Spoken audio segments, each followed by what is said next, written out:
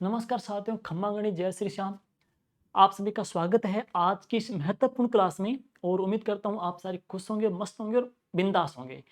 तो दोस्तों, एक इम्पोर्टेंट टॉपिक अपनी आयोग की सीरीज के अंदर एक और टॉपिक हम जोड़ रहे हैं और ये टॉपिक भी आपका अपकमिंग एग्जाम में बहुत ही महत्वपूर्ण भूमिका निभाने वाला है दोस्तों। और जो टॉपिक आज का अपना है वो टॉपिक देखो आप, राजस्थान हाईकोर्ट, राजस्थान उच्च न्यायालय और इसके अलावा नीति आयोग, ये दोनों टॉपिक हमने लिए हैं।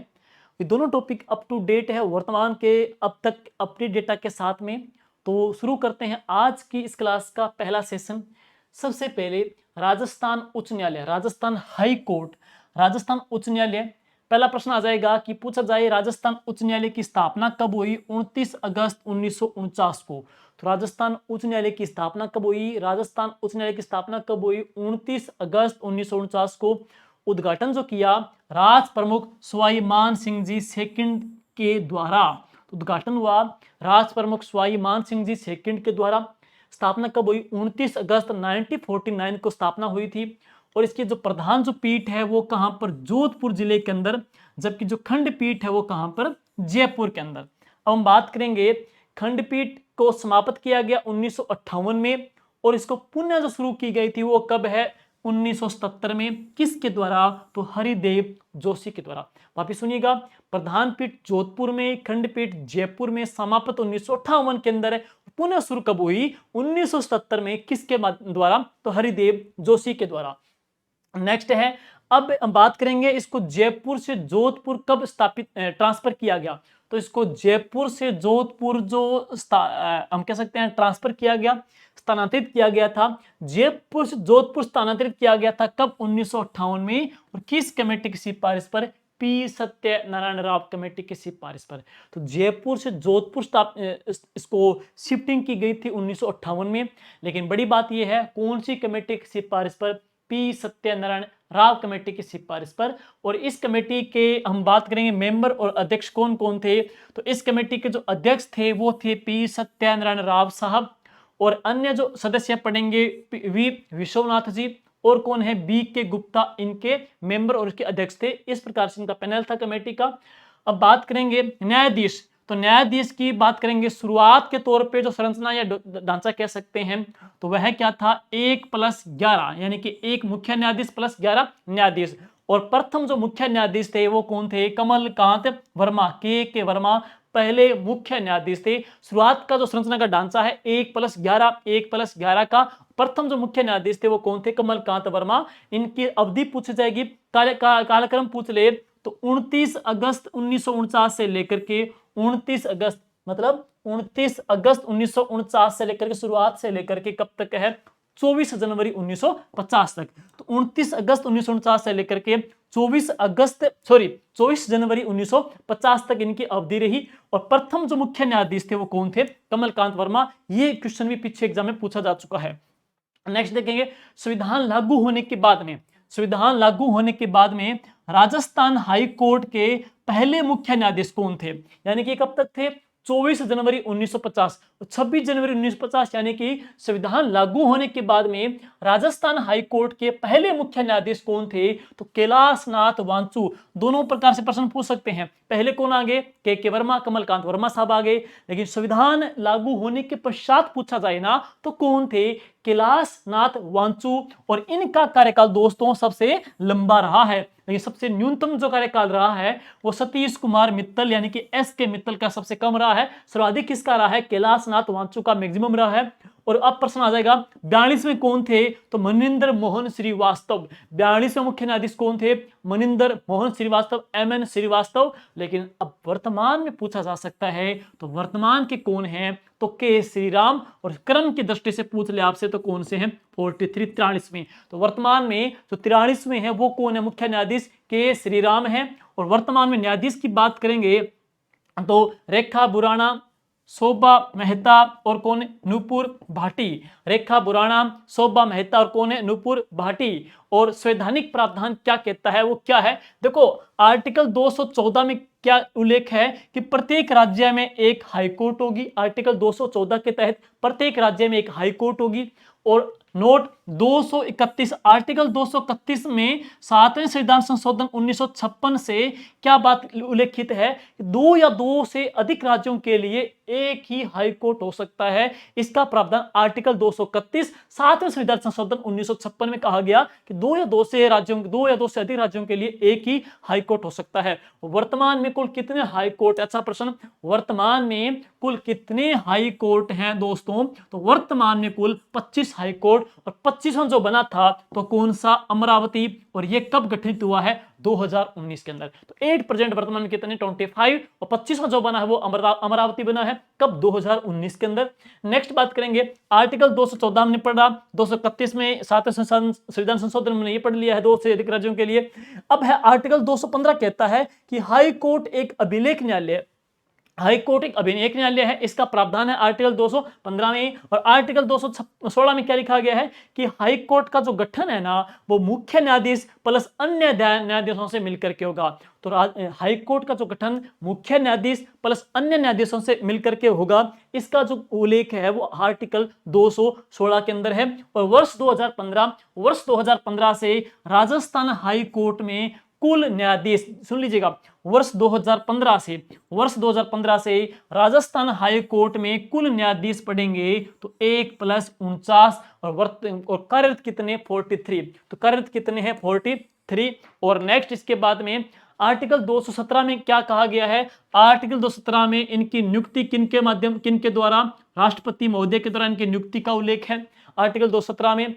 और इनकी जो योग्यता क्या रहेगी? नंबर 1 वो भारत का नागरिक हो, नंबर 2 10 साल तक वो वकील या फिर 10 वर्ष तक है न्यायिक सेवा में रहा हो। 10 साल तक तो वकील या फिर 10 वर्ष तक है न्यायिक सेवा के अंदर रहो, ये इनकी योग्यता है। नियुक्ति कौन करेंगे? राष्ट्रपति महोदय। ये उल्लेख आर्टिकल 217 में है। और इनको हटाने की जो प्रोसेस है वो क्या है? देखिए साथियों, हटाने की प्रोसेस है सुप्रीम कोर्ट के समान ही है।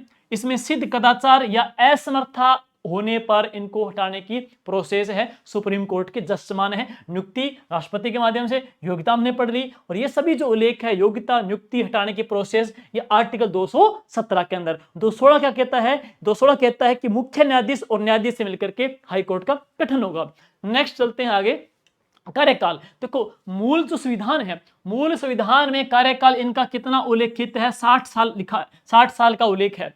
लेकिन वर्तमान में क्या है? वर्तमान में 62 साल है। तो मूल संविधान में कितना भाई? 60 साल है, वर्तमान में कितना है? 62 साल है। 15वें संविधान संशोधन 1963 से। तो प्रश्न सुन लीजिएगा, मूल संविधान में 60 साल लेकिन वर्तमान में 62 है। ये 62 कब से हुआ? 15वां संविधान संशोधन 1963 से कितना कर दिया? 60 से 62 साल कर दिया। 15वां संविधान संशोधन 1963 से 60 से कितना हो गया? 62 हो गया। नेक्स्ट बात करेंगे आर्टिकल 219 में क्या है? न्यायाधीशों की शपथ का उल्लेख। और 221 में क्या है? न्यायाधीशों के वेतन और भत्तों की जानकारी, उल्लेख। और बात करेंगे जो मुख्य न्यायाधीश है उनका जो वेतन है 2.5 लाख रुपए प्रति माह है। जो अन्य न्यायाधीश है उनका वेतन कितना है? 2,25,000 रुपए प्रति माह है। वापिस सुनिएगा, भत्ते, वेतन और भत्तों का उल्लेख आर्टिकल 221 के अंदर है। न्यायाधीशों के शपथ का प्रावधान या उल्लेख 219 के अंदर है। और वेतन भत्ते की बात करें, मुख्य न्यायाधीश का कितना है? 2.5 लाख रुपए पर मंथ है। और अन्य न्यायाधीश की मैं बात करूंगा 2,25,000 रुपए पर मंथ है। और आगे चलेंगे नेक्स्ट कि 226 आर्टिकल 226 में क्या है? हाई कोर्ट को रिट जारी करने की शक्ति। अच्छा प्रश्न है। तो हाई कोर्ट को रिट जारी करने की जो शक्ति है उसका जो उल्लेख कौन से आर्टिकल के तहत है? तो आर्टिकल 226 में। और 5 प्रकार की रिट दायर की जा सकती है। नंबर 1 है मौलिक अधिकारों का हनन होने पर बंदी प्रत्यक्षीकरण, नंबर 2 परमादेश, नंबर 3 प्रतिषेध, नंबर 4 उत्प्रेषण, नंबर 5 है अधिकार प्रक्षाभ। वापिस सुनिएगा, हाई कोर्ट को रिट जारी करने की शक्ति है और इसका जो प्रावधान आर्टिकल 226 में है। मौलिक अधिकारों का हनन होने पर 5 प्रकार की जो रिट है वो जारी की जा सकती है आर्टिकल 226 के तहत। और इसके पश्चात हम बात करेंगे, नेक्स्ट है राजस्थान उच्च न्यायालय। राजस्थान उच्च न्यायालय के जो नियम प्रभाव में कब पढ़ेंगे? तो 1 अक्टूबर 1952 को नियम प्रभाव हुए। और कुल कितने जिला न्यायालय? तो कुल कितने डिस्ट्रिक्ट आपने पढ़ेंगे, मजिस्ट्रेट है तो कितने? 36। तो कुल 36 जिला न्यायालय। और जयपुर जो खंडपीठ है, जयपुर खंडपीठ के तहत अधीन कितने हैं? 17, जबकि जोधपुर खंडपीठ के तहत कितने हैं? 19। वापिस सुनिएगा, राजस्थान उच्च न्यायालय के जो नियम प्रभाव है वो कब हुए? 1 अक्टूबर 1952 को। और राजस्थान में कुल 36 जिला न्यायालय है, जिसमें से जोधपुर खंडपीठ में तो 19 आ जाएंगे, जबकि जयपुर खंडपीठ के तहत कितने हैं? 17। जोधपुर कितने आ जाएंगे? 19 आ जाएंगे। और इसके अलावा इनके आयु संबंधी प्रश्नों का जो निवारण है सुप्रीम कोर्ट के परामर्श से कौन करते हैं? तो राष्ट्रपति महोदय। और आगे हम चलेंगे नेक्स्ट। तो ये है विशेष बात क्या है, राजस्थान उच्च न्यायालय के प्रथम कार्यवाहक मुख्य न्यायाधीश कौन है? तो जे.एम. पंचाल। राजस्थान उच्च न्यायालय के प्रथम कार्यवाहक मुख्य न्यायाधीश कौन है? पहले आपने पढ़ा के वर्मा, कमलकांत वर्मा। संविधान लागू होने के बाद पढ़ा कैलाशनाथ का पढ़ा। इसके बाद मुख्य कार्यवाहक की बात करूंगा तो जे.एम. पंचाल का जिक्र पढ़ेंगे। एस.के. गर्ग हाई कोर्ट के न्यायाधीश जिन्होंने पद से त्याग पत्र दिया था वो कौन थे? एस.के. गर्ग थे। और पद के ऊपर रहते हुए जिनका निधन हुआ तो 2 पढ़ेंगे, एक सुरेश चंद्र सिंगल जी का, एक कौन है? राजेंद्र प्रसाद व्यास जी, जो पद के ऊपर रहते हुए इनका निधन हुआ। नेक्स्ट है ई कोर्ट। ई कोर्ट एस.एस. शिंदे ने 20 जुलाई 2022 को उद्घाटन किया। एस.एस. शिंदे ने 20 जुलाई 2022 को ई कोर्ट का उद्घाटन किया। नेक्स्ट पढ़ेंगे फारूक हसन, हाई कोर्ट के न्यायाधीश जो राज्य मंत्री भी रहे हैं। हाई कोर्ट के न्यायाधीश जो राज्य मंत्री भी रहे हैं वो कौन है? फारूक हसन। और इसके अलावा नेक्स्ट चलते हैं तो 18 जुलाई 2022 को मुख्यमंत्री अशोक गहलोत ने 5 विशेष न्यायिक मजिस्ट्रेट खोले। तो मुख्यमंत्री अशोक गहलोत उस समय उन्होंने 5 विशेष न्यायिक मजिस्ट्रेट है वो खोले थे। नंबर 1 कौन सा? अजमेर, दूसरा जयपुर, तीसरा जयपुर सेकंड, चौथा जोधपुर और 5वां कौन सा? उदयपुर। और नेक्स्ट है राजस्थान न्यायिक अकादमी। राजस्थान न्यायिक अकादमी है वो कहां पर है? जोधपुर जिले के अंदर, जिसकी स्थापना हुई थी 16 नवंबर 2001 को। और उस समय इसका जो नाम था दोस्तों वो था न्यायिक प्रशासन स्कूल एंड राजस्थान न्यायिक अकादमी था। और इसकी स्थापना कब हुई थी? 16 नवंबर 2001 को। उसमें नाम इसका परिवर्तित था, लेकिन नाम जो परिवर्तन इसका किया गया, राजस्थान न्यायिक अकादमी जो इसका नाम चेंज हुआ था वो 24 जनवरी 2007 को इसका नाम बदला गया। लेकिन स्थापना कब हुई थी? 16 नवंबर 2001 को। नाम कब बदला गया? तो 24 जनवरी 2007 को। और 11 न्यायाधीश हम बात करेंगे। 11 न्यायाधीश 29 अगस्त 1949 को शपथ लेने वाले, 29 अगस्त 1949 को शपथ लेने वाले आपने पढ़ा कितने? 1+11, 1+11 पढ़ा। तो के वर्मा, के कमलकांत वर्मा की बात करेंगे। उसके अलावा जो 11 न्यायाधीश थे वो कौन थे? तो केशव चंद्र जी गुप्ता कहां से? कोटा से। और के शर्मा कहां से? भरतपुर से। और सादुल सिंह जी मेहता कहां से? उदयपुर से। मोहम्मद इब्राहिम कहां से? जयपुर से। अमर सिंह जी जसोल कहां से? जोधपुर से। आनंद नारायण कहां से? अलवर से। त्रिलोकचंद दत्तर बीकानेर से। दुर्गा शंकर दुबे बूंदी से। और जवान सिंह राणावत उदयपुर से। कंवरलाल बाफना कहां से? जयपुर से। और लाला नवल किशोर है कहां से? जोधपुर से। जो 29 अगस्त 1949 को शपथ लेने वाले 11 न्यायाधीश। इनका अगर जिला पूछा जाए तो अच्छा प्रश्न कर को पूछा जा सकता है, तो अच्छा बेहतरीन प्रश्न इसका बनेगा भाई। उनके न्यायाधीश, उनके जिले देखिए प्रश्न आ सकता है। नेक्स्ट अब देखिए करंट का प्रश्न।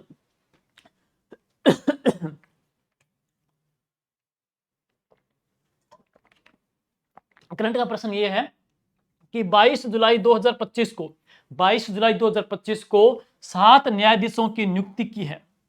तो 22 जुलाई 2025 को कितने न्यायाधीशों की नियुक्ति हुई है? 7 न्यायाधीशों की नियुक्ति की गई है, जो इस प्रकार से है। देखो भाई, न्यायिक अधिकारी कोटे से संगीता शर्मा को जज के रूप में नियुक्ति किया गया है। तो न्यायिक अधिकारी कोटे से किनको नियुक्त किया गया है? संगीता शर्मा जी को जज के रूप में नियुक्त किया गया है। लेकिन वही अधिवक्ता कोटे से जिन नामों को मंजूरी मिली है वो नाम कौन कौन से हैं? तो संदीप तनेजा, विपिन गुप्ता, अनुरूप सिंघवी और रवि चिरानिया, बलजिंदर सिंह जी, संधू और संजीत पुरोहित शामिल हैं, जो कि अधिवक्ता कोटे से आए हैं। जबकि न्यायिक अधिकारी कोटे से कौन आए हैं? तो संगीता शर्मा। इनकी जो नियुक्ति हुई है ना वो कौन सी डेट को हुई है? तो 22 जुलाई 2025 को। 22 जुलाई 2025 को इनकी नियुक्ति हुई। और नेक्स्ट है, ये करंट की शाब्दिक की बुक चल रही है, बेहतरीन। अब है लोक नीति। अगला पार्ट पढ़ेंगे, इसी का पार्ट वो कौन सा है? लोक नीति।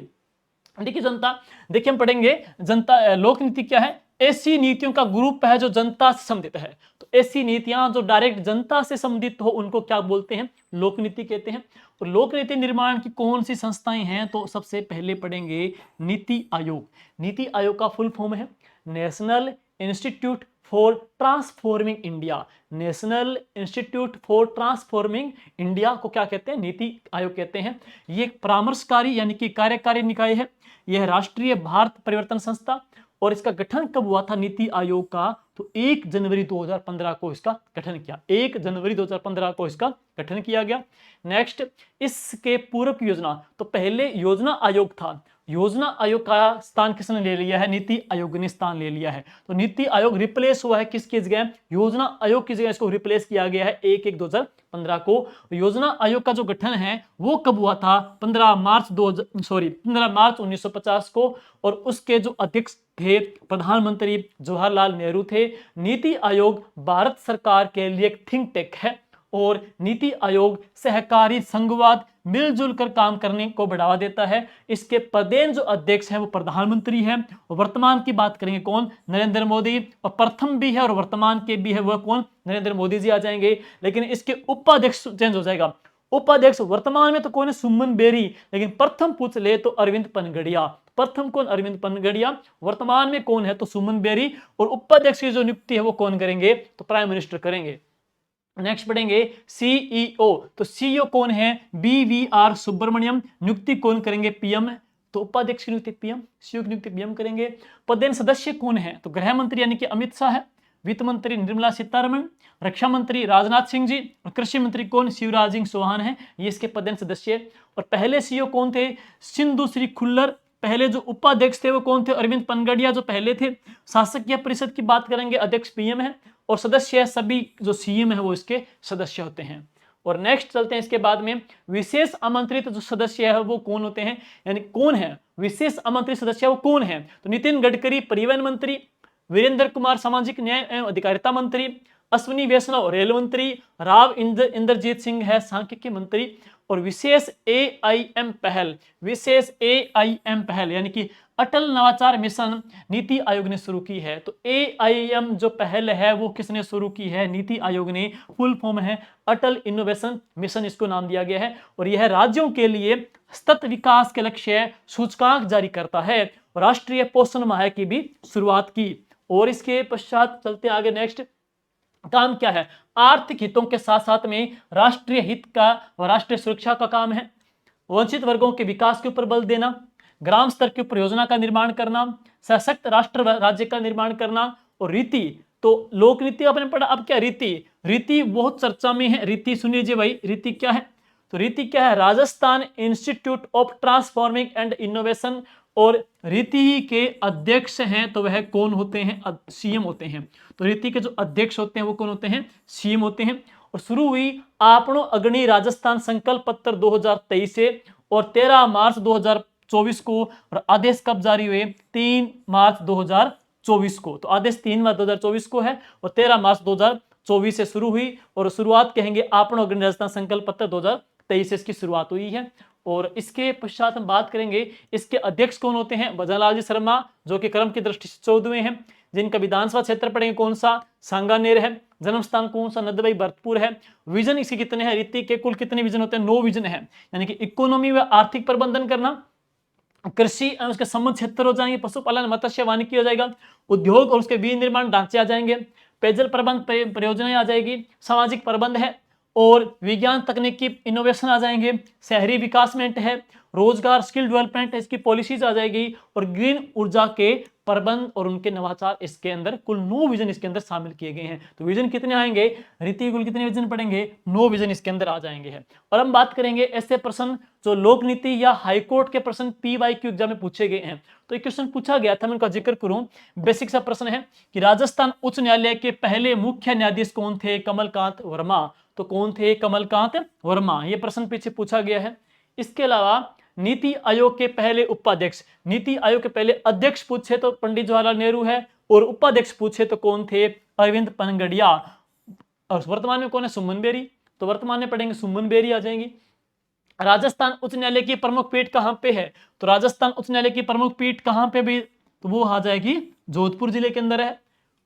और नेक्स्ट इसके बाद में है ये पढ़ेंगे नीति निर्माण। नीति निर्माण एक संयुक्त प्रयास होता है जिसमें बहुत सी संस्थाएं हिस्सा लेती है, सुमिलित करना है। तो सबसे पहले पढ़ेंगे संविधान।